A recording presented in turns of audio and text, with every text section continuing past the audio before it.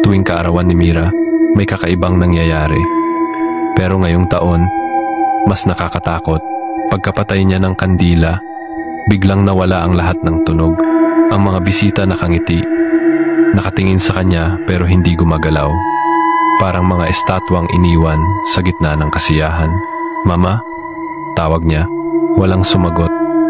Walang kahit anong reaksyon. Then, may malamig na hangin na dumampi sa batok niya, hindi normal, hindi galing sa tao. Kasunod nito, isang tinig ang bumulong sa likod niya. "Sino ang kapalit ngayong birthday mo?" Nanlamig si Mira. Hindi niya alam kung tatakbo o sisigaw. Kumukurap ang mga ilaw at bawat pagdilim ay nagpapalapit sa kanya ng mga bisita. Nakangiti pa rin sila. Pero ang mga mata, walang buhay. Sabay-sabay nilang binulong, "Ikaw na."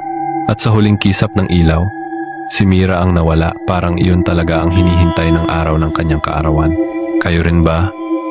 Minsan, kinakabahan pag dumarating ang birthday nyo